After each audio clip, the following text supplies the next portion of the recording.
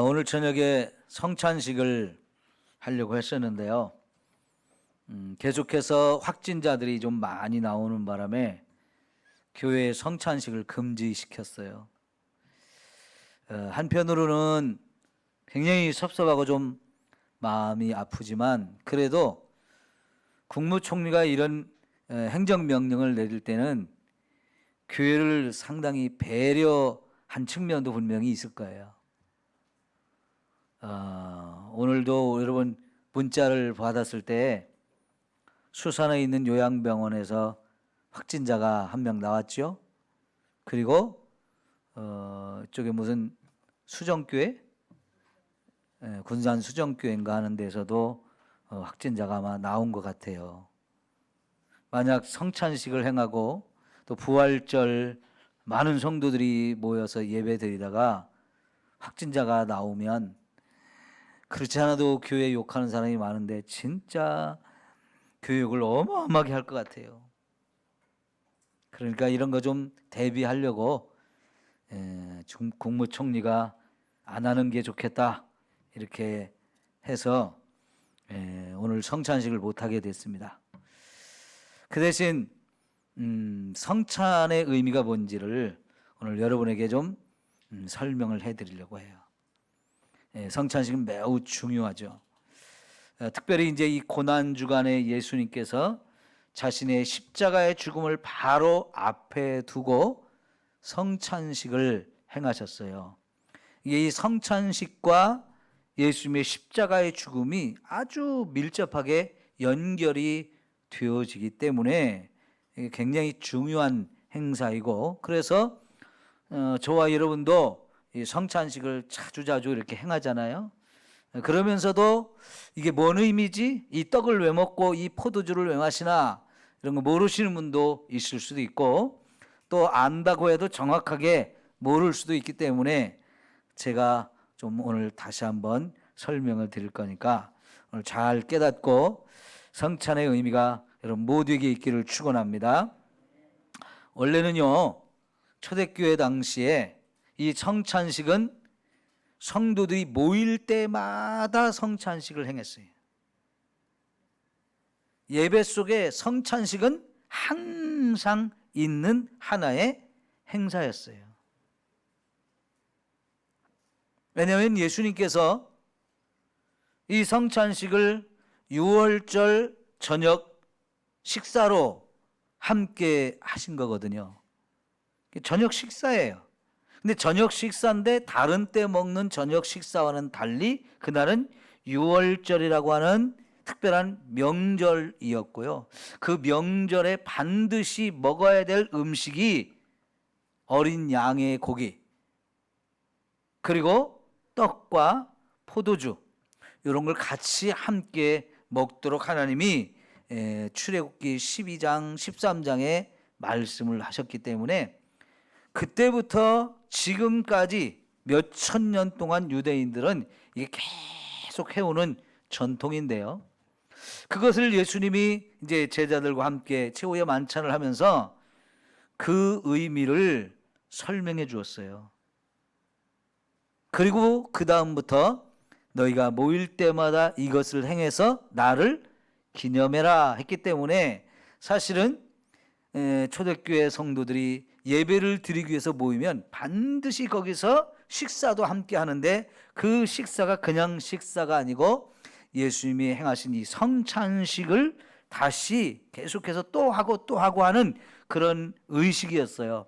그래서 이 성찬식을 행할 때마다 떡을 먹으면 이것이 예수님이 나에게 주시는 예수님의 피다. 그리고 이것은 하늘에서 내려온 생명의 떡이다. 내가 이걸 먹을 때 영원한 생명을 얻는다. 이 믿음을 갖고 먹었어요. 그리고 잔을 들어서 포도주를 마시면서 이것은 예수님이 십자가에 흘리신 피다. 이거는 하나님이 하늘에서 내려주는 영원한 생명수인데 이걸 마셔야 내가 목마르지 않다 하면서 예수님의 십자가를 생각하면서 먹고 마시는 저녁 식사, 이게 이제 성찬식이었던 거예요. 그래서 이제 이제 그들은 모일 때마다 이제 성찬식을 행하게 되는데, 이게 계속 하다 보니까 변질이 자꾸 되는 거예요. 변질이 너무너무 변질이 되는 거예요. 그걸 변질시킨 게 바로 로마 캐토릭이에요. 이걸 너무 거룩하게 만드는 거예요. 이 성찬을, 떡과 포도주를 너무 거룩하게 만드는 거예요. 그래서 그들이 이 성찬식을 행할 때 그 떡과 포도주에 대해서 뭐라고 말하냐면 화채설이라는 이런 주장을 하게 되거든요. 한번 따라할까요? 화채설. 여러분, 화채하면 여름에 먹는 시원한 수박 화채를 우리가 생각하잖아요. 근데 그런 수박 화채를 말하는 게 아니고, 이게 한문으로 될 화자에 몸체자를 쓰는 거예요. 될 화 몸체. 그럼 이건 뭐냐면, 여기 성찬식에 우리가 준비한 떡과 포도주가 예수님의 살이 되고 예수님의 피가 된다, 이렇게 생각을 한 거예요. 여러분, 우리가 성찬식을 행할 때 떡을 먹습니다. 포도주를 마십니다. 우리가 먹은 그 떡이 예수님의 살이 됩니까? 안 됩니까? 우리가 먹는 그 성찬식의 떡이 예수님의 살이 될까요? 안 될까요? 예? 잘 말해 보세요.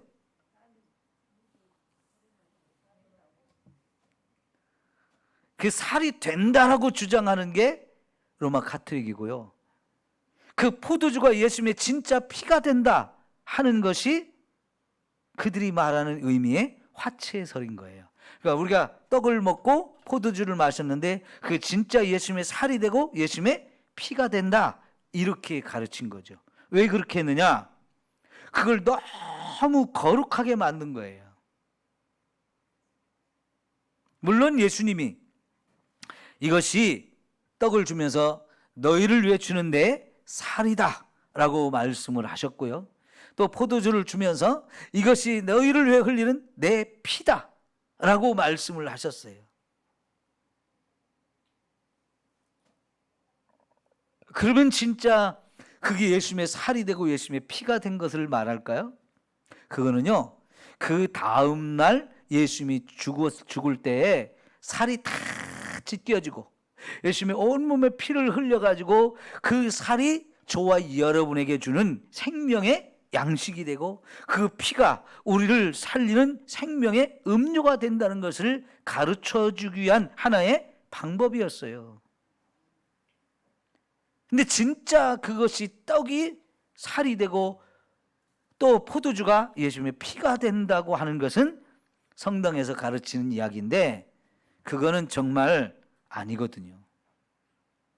이걸 막 너무너무 거룩하게 만들다 보니까 성찬식을 행하기 위해서 준비한 떡과 포도주를 성당에 가면 요 예배를 인도하고 설교를 하는 이 강대상 뒤쪽에 성찬 이 떡과 포도주를 넣어놓는 성찬대가 따로 있어요.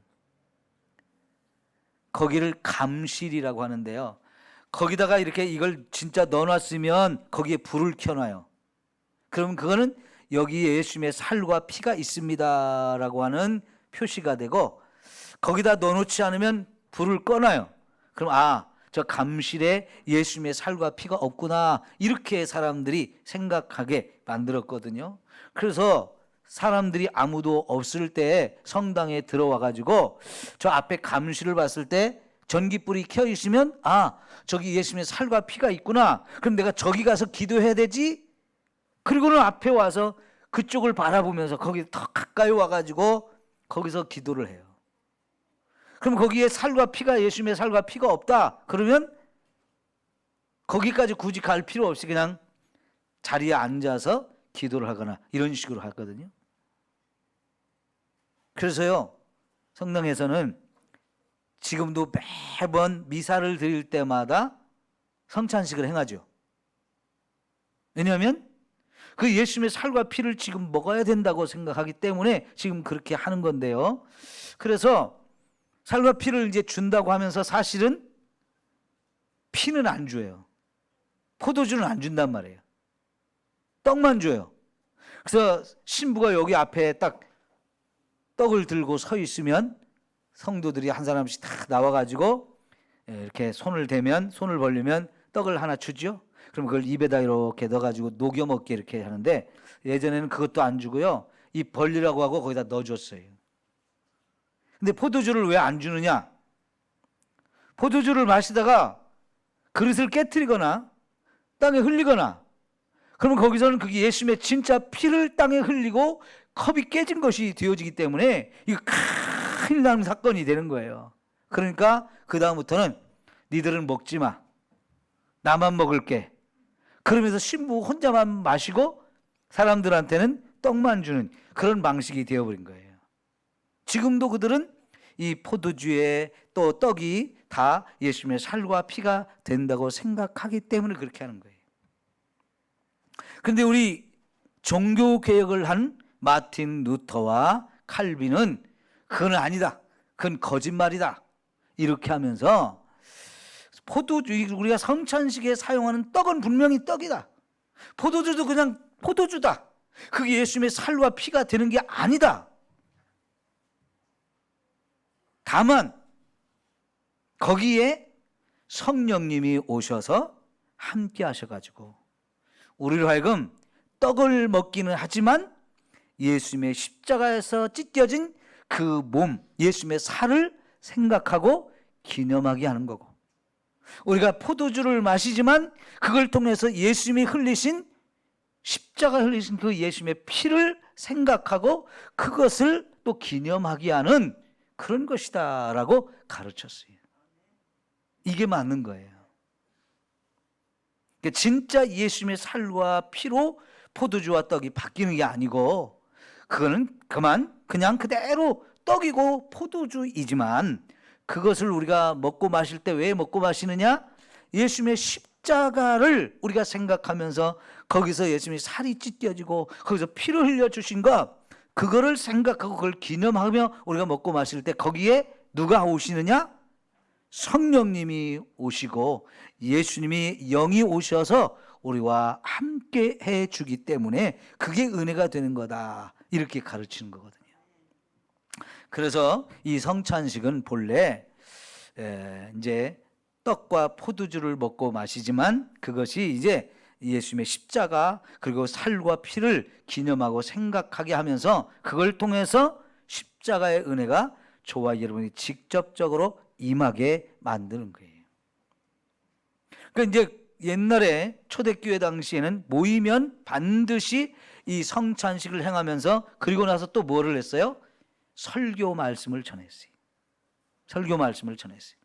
그래서 이 성찬과 설교는 들려지는 말씀이고 성찬은 보이는 말씀이다라고 이렇게 설명을 했어요. 둘 다 말씀은 말씀인데 하나는 들려지는 말씀이고 하나는 보이는 말씀이다, 이러면서 두 개가 다 예수님의 십자가를 우리에게 가르쳐주는 대단히 중요한 것으로 우리가 이제 이해를 했거든요. 그래서 예배 시간마다 성찬식도 행하고 설교도 하고 그랬는데, 이게 성찬식을 너무 지나치게 막 거룩하게 만들다 보니까 예배에서 말씀은 점점 빠지기 시작했어요. 말씀이 빠지기 시작했어요. 그러면 성찬식만 행하는 거예요. 그래서 설교를 안 해버리고 성찬식만 참여하면 이제 그것이 예수님의 살과 피를 먹었기 때문에 이제 은혜가 다 된 거다, 이러면서 말씀을 안 전하게 됐어요. 그러니까 점점 어떻게 될까요? 들리는 말씀이 없으니까 말씀을 안 듣고 신앙생활을 해보세요. 어떻게 되겠어요? 보이는 말씀은 있는데 들리는 말씀이 없으니까 이게 우상이 되어버리는 거예요. 변질이 돼도 몰라요. 엉터리가 돼도 모르는 거예요. 왜? 말씀이 진짜 있어야 이걸 가지고 옳고 그른 걸 판단도 하고 기준도 정하고 이러는데, 말씀을 안 듣다 보니까 말씀이 뭔지 잃어버리고요, 성찬식만 행하게 됐단 말이에요. 그러니까 말씀에서 벗어나도 이게 뭐가 뭔지를 모르는 거예요. 그러니까 신부조차도 말씀을 전하지 않다 보니까 하나님 말씀을 안 읽어도 되고 설교를 안 해도 되니까 이건 그냥 집어쳐넣었어요. 성도들도 설교가 필요 없어요. 안 들었어요. 그러니까 하나님 말씀이 뭔지를 전혀 모르니까 하나님 우리가 어떻게 신앙생활해야 되는지를 전혀 모르게 돼요. 그러니까 다 자기 멋대로 신앙생활을 하는 거예요. 그냥 다만 성당에 가서 미사가 있을 때 떡과 포도주만 먹으면 되는 것으로 바뀌어버린 거예요. 그러다가 너무 엉터리 교회가 되고 너무 엉터리 신앙생활이 되어서 완전히 엉망이 되어버린, 교회가 엉망이 된, 말씀이 전혀 상관없는, 말씀과는 완전히 달라진 그런 교회로 완전히 변질이 돼가지고 마틴 루터가 성경을 읽어보니까 지금 우리가 너무 잘못되어 있는 거예요. 그래서 우리가 말씀으로 돌아갑시다 한 것이 종교개혁이 된 것이고, 그때 이제 제대로 성찬식이 무엇인지를 우리에게 다시 회복시켜주고 가르쳐 준 거예요. 성찬식의 의미를 안다는 건 너무너무 중요한 것이고요. 그래서 그 의미를 알고 참여할 때 저와 여러분에게 제대로 은혜가 되어질 줄 믿습니다. 자, 원래는 예수님의 이 성찬식이 요한복음의 13장에서 17장까지의 내용이 다 성찬식을 행하던 그날 밤 마가의 다락방에서 행해진 모든 사건이에요. 그 중에 하나가 이제 성찬식인데 13장에서 이 성찬식에 하기는 했다는 얘기가 나오는데 의미에 대해서는 설명을 안 해요. 그 대신 이 6장에서 그 성찬식의 의미를 지금 정확하게 아주 깊게 가르쳐 주고 있는데, 그 6장을 우리가 전체 살펴봐야 되는데 너무 시간이 많이 가기 때문에 간단하게 설명드리면, 원래는 오병이어의 사건으로부터 시작이 됐어요. 오병이어의 사건이 뭡니까? 예수님의 말씀을 들으러 온 사람들이 많았어요. 몇만 명쯤 모인 것 같아요. 예수님이 정말 하나님 나라 말씀을 막 설명하니까 사람들이 너무너무 은혜를 받으며 듣다 보니까 예수님도 오랜 시간 설교를 하셨고, 듣는 사람들도 배고픈 걸 참고 또 잊어버리고 계속 말씀을 듣다 보니까요, 밥도 안 먹고 한참 설교라고 한참 지나버렸어요. 그리고 이제 저녁 때가 다 돼가니까 예수님이 아이고 이제 안 돼야 되겠다, 빨리 집으로 보내야 되겠다. 그런데 이 예수님이 말씀을 전하는 곳이 빈들이었다는 거예요. 빈들. 그리고 마을로부터 상당히 떨어진 곳이었다는 거예요. 그래서 여기서 집에까지 가려면 이 사람들이 시간이 많이 걸리고 배고픈 몸으로 가다 보면 지쳐가지고 너무 힘들게 가야 될 텐데, 보내기 전에 내가 좀 먹을 것 먹여서 보내야 되겠다. 그래서 찾아보니까 보리떡 5개, 물고기 2마리가 나왔죠.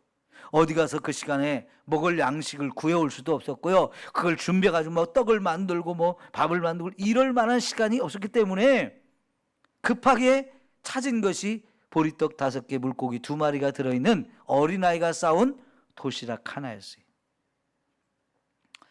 지금 우리나라식으로 하면 옛날 저와 여러분 못 살 때 학교 도시락으로 싸간 꽁보리밥에 단무지 몇 조각, 이런 도시락이에요. 그러니까 아주 가난한 집에 어린아이가 예수님 말씀을 들으려고 엄마한테 말하니까 엄마가 도시락을 하나 싸준 걸 들고 간 거예요. 거기 들어있는 물고기요, 갈릴리 바다에서 잡은 물고기들, 어부들이 물고기를 잡아올 때에 그 물에 걸린 것 중에 좀 좋은 것들은 다 가져가고 조그만 거, 그런 거 그냥 그 물에서 빼가지고 바닷가에 버린, 그걸 가난한 사람들이 주워다가 반찬으로 쓰는 그런 고기인 거예요. 그러니까 정말 옛날 우리 어린 시절에 먹지 못할 때 보리밥 도시락 같은 그런 거예요. 보리떡 5개라고 그랬잖아요. 그죠? 보리떡 5개, 물고기 2마리. 너무나 초라한 도시락이에요. 어린아이 혼자 먹으면 딱 맞는 그런 도시락이에요. 근데 예수님이 그걸 가지고 딱 기도하고 그 사람들한테 나눠주기 시작하니까, 이게 한 사람 떼어주고 없어진 게 아니고 계속해서 떼어줘도 계속 끊임없이 떼어줄 수 있도록 해가지고 결국은 그 자리에 있는 사람이 다 먹었는데, 그 자리에 남자들만 숫자를 셌을 때 5,000명이었대잖아요. 그 사람들 다 먹였는데 먹고도 남아가지고 남은 걸 모으니까 12광주리 바구니가 찰 정도로 많이 모아졌다는 거예요. 이게 엄청난 기적이죠. 그래서요, 사람들이 예수님이 나누어준 이 보리떡 5개, 물고기 2마리 이걸 먹으면서 이런 일을 하실 수 있는 예수님, 도대체 이분이 누구야? 이분만 우리가 붙들면 우리 이제 먹고 사는 것 전혀 걱정 없다. 지금 너무너무 우리가 가난하게 살고 로마의 나라를 빼앗기고 힘들게 사는 이 우리들인데, 이 먹고 있고 사는 건 너무 힘든데 이 예수님이 우리 곁에 있으면 이제 앞으로 우리 먹는 거 전혀 걱정하지 않아도 되겠다. 그래가지고 15절 보니까 임금 삼자라고 했어요. 거기 있는 사람들이 예수님 우리 임금으로 만들자. 얼마나 그렇게 하고 싶었겠어요. 너무나 배고프게 살았던 시대의 사람들이기 때문에 그렇게 된 거예요. 근데 예수님은 그런 임금 되려고 온 게 아니거든요. 그래서 빨리 다 가라고 보내놓고 예수님이 혼자 산으로 기도하러 올라가고요. 제자들은 배를 타고 너들 저쪽 건너가 하고 보낸 거거든요. 그래서 예수님이 산에 올라 기도하다가 밤이 되어서 한밤중에 아직도 배를 타고 건너가고 있는 제자들에게 무리를 걸어와서 배에 타고 같이 건너편으로 건너갔어요. 그 다음날 아침에 사람들이 예수님을 또 찾아요. 왜? 어제 예수님이 먹여준 그 떡을 먹었대. 그 예수님을 우리가 붙들어야 되는데, 그 예수님을 붙들고 우리 먹는 문제 좀 해결받아야 되는데, 이런 마음을 갖고 막 예수님을 찾아왔어요. 그때 예수님이 하신 말씀이 27절이에요. 너희들 어제 내가 준 그 떡 먹고 배불렀지? 그 떡을 또 먹으려고 왔지? 이 어리석은 사람들아, 그건 썩을 양식이야. 한번 먹고 나면 또 배고파서 또 찾아야 돼. 그런 썩을 양식이 너희에게 필요하겠지만은 그보다 더 중요한 영원히 썩지 않는 양식이 있는데, 영생하는 양식, 바로 그걸 찾는 일을 해야 된다. 너희들이 나에게 그 썩을 양식을 달라고 하는데 나는 그걸 주는 사람이 아니고 너희들에게 영원히 영생할 수 있는 떡을 주려고 왔다. 그 떡을 좀 주십시오. 그 떡을 좀 주십시오. 옛날에 모세는 우리 조상들에게 광야에서 만나를 내려가지고 우리 먹게 해줬는데 그 영생하는 떡 우리 좀 주십시오 라고 말했어요. 근데 예수님이 그래, 모세가 그 떡을 내린 게 아니야. 그 떡은 누가 주었어요? 하나님이 주신 거죠. 만나. 그 만나를 모세가 내린 게 아니잖아요. 하나님이 내려주신 거잖아요. 예수님이 그때 그들이 만나를 먹었을 때 그걸 먹고 나면 배가 고팠냐 안 고팠냐? 하늘에서 내려온 떡이지만 그때는 먹어도 또 배가 고파서 또 내일 아침에 또 나가고 맨날 매일매일 새로운 양식을 얻어야 되는 그런 거였는데, 나는 하늘에서 내려온 참떡이다. 하나님이 나를 이 세상에 보낸 것은 나로 하여금 이 세상에 가서 한 번 먹고 다시 배가 고파서 또 구해야 되는 그런 떡을 주러 온 게 아니고 참떡이 되어라. 참떡을 사람들에게 주려고 내가 왔다. 33절 봅시다. 시작. 하나님의 떡은 하늘에서 내려 세상에 뭘 줘요? 생명을 주려는 거다. 하나님이 진짜 주려고 하는 것은, 과거에는 하나님이 떡을 내려주긴 했지만 그건 생명의 떡이 아니야. 근데 진짜 그걸 통해서 우리에게 가르쳐 주는 건, 하나님은 그 떡도 주시지만 영원한 생명을 주는 떡도 우리에게 주시는 분이다. 이걸 가르쳐 주려고 했는데 그때는 너희가 알지 못했지만 지금 하나님이 나를 이 세상에 보내면서 그 영원한 생명을 주는 떡을 너희에게 주라고 내가 참떡이 되어서 왔다. 이 말씀을 해요. 자, 35절 봅니다. 예수께서 이르시되 나는 생명의 떡이니. 따라합시다. 나는 생명의 떡이니. 이 요한복음에서 나는 누구다, 나는 뭐다 이런 얘기 많이 하시죠? 그 중에 하나가 나는 생명의 떡이다. 예수님이 생명의 떡이라는 거예요. 그래서 내게 오는 자는 결코 줄이지 아니할 터이요 또 나를 믿는 자는 영원히 목마르지 아니하리라. 예수님이 생명의 떡이니까 이 떡을 우리가 먹어야 되고, 예수님을 먹고 또 마실 때 영원히 목마르지 않는 이 놀라운 은혜를 예수님이 우리에게 주신다는 거예요. 여러분, 우리 예수님을 진짜 먹고 마셔야 되겠죠? 예수님이 우리 자기 자신을 우리에게 주는 떡으로 주려고 오신 분이에요. 영원한 생명이 되어서 영원한 생명을 주려고 생명의 떡으로 우리에게 오셨어요. 그리고 우리에게 예수님의 떡을 먹고 예수님의 피를 마셔서 목마르지 않는 삶을 살라고 이렇게 말씀을 하시거든요. 이제 여러분 한 장 넘기시면 48절 나옵니다. 48절. 자, 내가 곧 생명의 떡이니라. 아까 하신 말씀이죠. 내가 곧 생명의 떡이니라. 너희 조상들은 광야에서 만나를 먹었어도 죽었거니와. 그러죠? 하늘에서 내려온 떡을 먹었는데 그들은 죽었어요.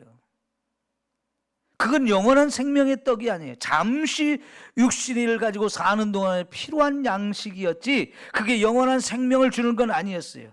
육신의 생명을 위해서는 그 떡도 필요했지만 그걸 먹었어도 다 죽었어요.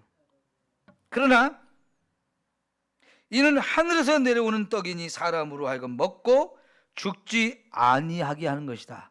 내가 바로 생명의 떡이 되어서 너희에게 와서 너희가 나를 먹으면 다시는 죽지 않게 하려는 것이다. 나는 하늘에서 내려온 살아있는 떡이니 사람이 이 떡을 먹으면 영생하리라. 내가 줄 떡은 곧 세상의 생명을 위한 뭐다? 내 살이니라. 이게 중요한 거예요. 예수님이 생명의 떡이 되어서 우리에게 영원한 생명을 주려고 오셨는데, 그래서 우리가 예수님의 떡을 먹어야 되는데, 진짜 그 떡이 뭐냐? 예수님의 살이라는 거예요. 예수님의 살. 그럼 여러분, 지금 사람의 고기를, 사람 살을 뜯어 먹으라는 얘기입니까? 우리가 소고기, 돼지고기, 닭고기 참 다 좋아하잖아요. 맛있잖아요. 그래도 사람의 살은 안 먹어요. 사람의 살을 먹는 사람들이 있죠. 식인종이라고 하잖아요. 근데 지금은 그 사람들도 그게 무섭고 끔찍한 일이고 그거 안 되는 일을 했구나 하면서 지금 전 세계 어디를 가도 식인종은 없어졌어요. 과거에는 저 정글 속에 사는 사람들이 진짜 사람을 잡아서 먹었어요. 제가 보르네오에 가보니까요, 진짜 그런 일들이 있었더라고요. 1960년대까지도 사람을 잡아먹었다는 거예요. 1960년이면 제가 태어날 그때였어요. 60년 전이에요. 그런데 거기에 복음이 들어가가지고, 복음이 들어가서 그들이 예수님을 영접하면서 이게 큰 잘못이구나.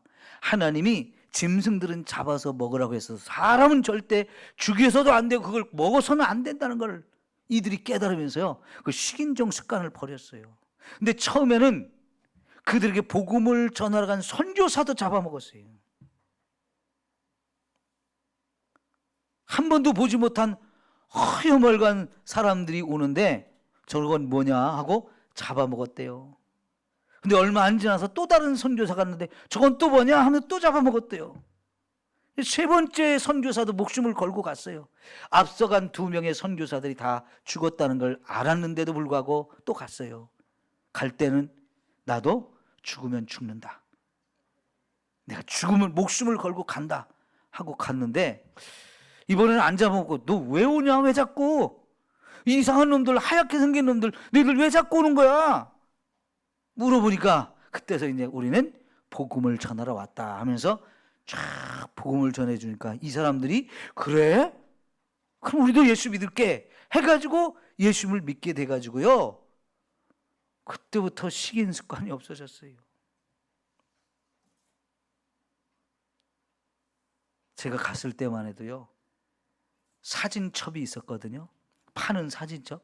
근데 거기 사진첩에 그런 사진들이 생생하게 나오는데요, 해골바가지를 마당에, 집 마당에 기둥을 박아놓고 거기 주렁주렁 걸어놓은 거예요. 왜 그러냐면 내가 이렇게 센 사람이다, 이렇게 많은 사람 죽여가지고 다 잡아먹었다, 이걸 자랑하면서 내가 이렇게 센 사람이야, 까불지 마, 덤비지 마, 이걸 자랑하려고요. 집 앞에 그렇게 기둥을 세워놓고 자기가 잡아와서 목단 사람 뭐 해골을 걸어놓은 거예요. 그런 사진들이 막 있어요. 실제로 저는 그 기둥을 봤어요. 그때가 제가 봤을 때는 해골은 없지만 그 용도로 사용하던 기둥은 제가 집에서 봤어요. 무섭고 끔찍한 일이지요. 지금 예수님이 자기의 살을 그렇게 먹으라는 얘기인가요? 이건 아니거든요. 그건 뭡니까? 예수님께서 십자가에서 이제 곧 죽을 것을 말씀해 주는 거예요. 내가 죽을 때 내 살이 다 찢겨질 거다. 내 몸에 있는 피를 다 흘릴 거다. 그래서 그것을 너희들에게 주어서 너희가 그걸 먹고 마심으로 인해서 영원한 생명을 주고자 하는 것이다 라고 하는 것을 가르쳐 주는 거였어요. 그러면서 예수님이 성찬식을 행했는데, 이 성찬식은 아까 말씀드린 대로 유월절 저녁 식사라고 그랬죠. 그 유월절이 뭡니까? 광야 애굽에서 종살이 할 때 애굽에 사는 모든 장자들을 다 죽이는 이 재앙이 있었잖아요. 근데 장자를 죽인다는 것은 장자만 죽이는 게 아니고요, 모든 생명체를 다 죽인다는 거였어요. 큰일 났죠. 다 죽어야 되는데, 그런데 하나님은 이스라엘 백성들에게만 살 길을 가르쳐 주는데, 죽어야 할 너희의 장자를 대신해서 누구를 죽여라? 어린 양을 죽여라. 그럼 이 장자는 누구를 대신해서 죽은 거예요? 아니, 어린 양은 죽어야 할 장자를 대신해서 죽어줌으로 인해서 이 양이 죽으니까 장자를 안 죽여도 되는 거예요. 장자가 살아나는 거였어요. 자, 그렇게 장자를 살리기 위해서 대신 죽은 이 어린 양의 고기를 너희가 먹어야 된다. 그리고 그 피를 너희가 사는 집에 다 발라야 된다. 그래야 죽음의 천사가 와서 이 집에 들어가려고 하다가 이 집은 피를 보니까 장자 대신 어린 양이 죽었네. 그래서 어린 양이 죽은 걸 보고 확인하고 이 집은 안 들어가도 돼, 장자를 죽이면 안 돼 하고 천사들이 넘어간 거예요. 그게 유월절인 거예요. 그러니까 유대인들은 자기들이 다 죽을 사람이었는데 어린 양을 대신 죽여가지고 살아났다는 걸 다 기억하는 거예요. 이걸 기념하게 하는 거예요. 죽을 뻔에다가 살아난 거, 죽을 자리에서 살아난 것, 이걸 기념하면서 그때 우리가 살아났던 이유는 어린 양이 죽었기 때문이다.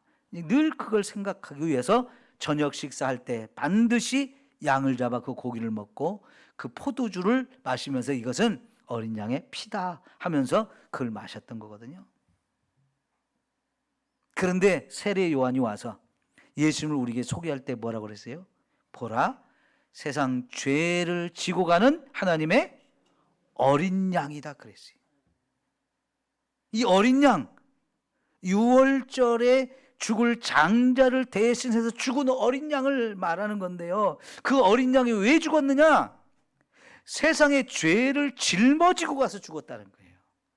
이 장자의 생명을 살리기 위해서 장자의 죄, 이 사람의 죄를 대신 짊어지고 어린 양이 죽어졌다는 거예요. 예수님이 바로 그 역할을 하기 위해서 오셨다는 거죠.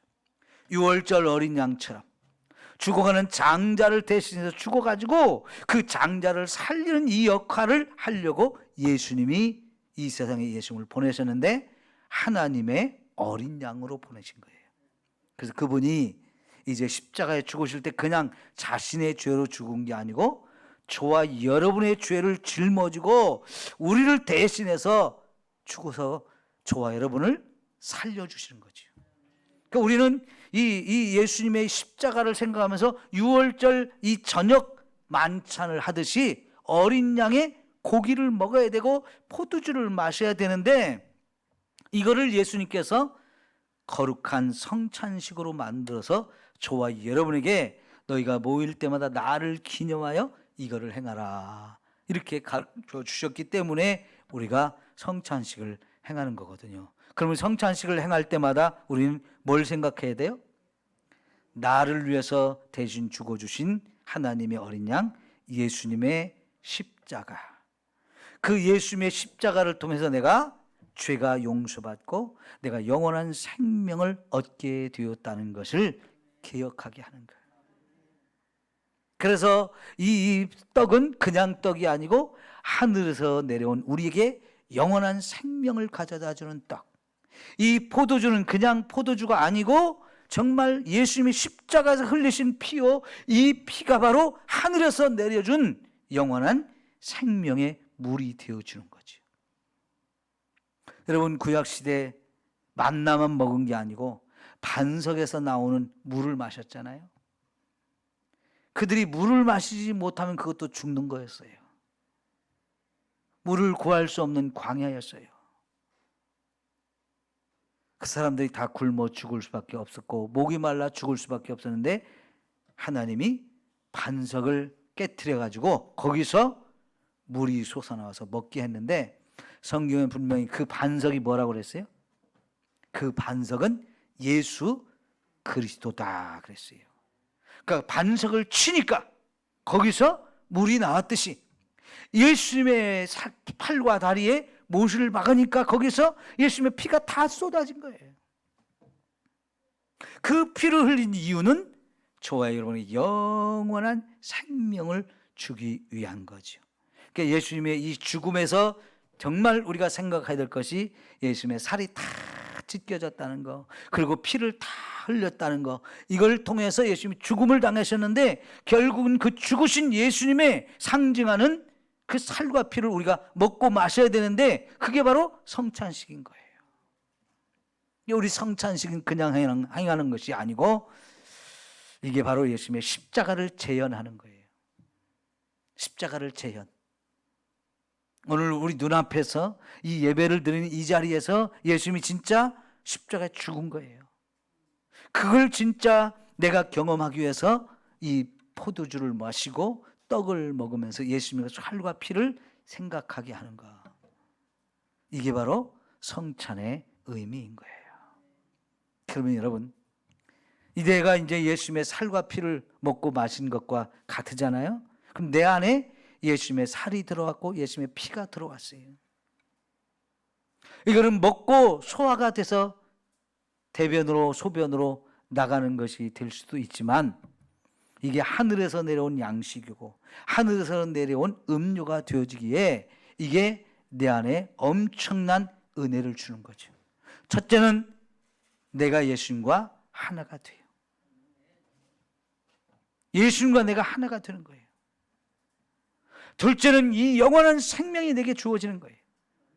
세 번째는 우리의 죄가 용서받는 거예요. 그리고 그 살과 피를 내가 먹고 마심으로 인해서 내게 영적인 힘이 생기는 거예요. 우리가 먹고 살기 위해서 음식을 먹는 이유는 뭡니까? 그걸 먹어야 힘을 얻으니까요. 벌써 밥을 먹지 않으면 힘이 빠지고 눈도 쑥 들어가고 아무것도 못 하잖아요. 그러나 밥만 한 숟갈 먹으면 벌써 힘이 벌떡 나요. 그것처럼 믿음을 가지고 살아가는 저와 여러분에게 신앙생활을 제대로 하게 하는 힘, 그게 바로 성찬이에요. 예수님의 이 살과 피를 먹고 마실 때 내게 영적인 힘이 생겨서 이 능력을 가지고 우리가 신앙생활을 제대로 할 수 있는 은혜가 주어지는 것이고요. 그렇다면 여러분, 마귀가 또 제일 두려워하는 게 뭐냐면 예수님이에요. 예수님이 내 안에 오셔서 나와 하나가 되고요, 예수님의 살과 피를 먹고 마신 자가 되어지니까 마귀를 이길 수 있는 권세도 주어지는 거예요. 이 성찬식을 행할 때 저와 이런 능력이 생겨요. 그래서 죄와 싸워 또한 이길 힘도 생기는 거예요. 그러면 신앙생활을 우리가 제대로 하는 거죠. 마귀 물리칠 수 있고 죄를 싸워 이길 수 있고, 그러면 이게 진짜 신앙생활 제대로 하는 거예요. 그죠? 그리고 여러분, 한 피바다 한 몸을 이룬 저와 여러분이 다 형제 자매가 되는 거예요. 교회는 우리 다 같이 예수님의 살과 피를 함께 먹고 마시는 사람들이 되어서 이게 우리가 주 안에서 형제 자매가 된 거예요. 우리가 주님 안에서 주님과 우리도 하나가 되고 우리도 서로 하나가 되어지는 이 놀라운 은혜가 이 성찬식을 통해서 우리에게 주어지는 거지요. 그래서 우리 서로 사랑해야 된다 하는 걸 가르쳐주는 내용도 여기 들어있거든요. 여러분, 성찬의 은혜가 엄청난 은혜죠. 오늘 지금 상황이 이래서 우리가 진짜 성찬식을 못하지만 이 의미를 우리가 깊이 마음에 새길 수 있기를 축원합니다. 그래서 다음에 우리가 진짜 성찬식을 행할 때 여러분 진실로 사모하면서 성찬에 참여하십시오. 예수님의 십자가가 내 안에 지금 내 눈앞에서 재현되는 것이다. 예수님의 이 살과 피를 내가 먹고 마심으로 예수님과 내가 하나가 되고 하늘의 생명이 내게 주어져서 영원한 생명이 있고 영원히 죽지 않고 영원히 목마르지 않는 이런 은혜가 내게 주어지는 것이다.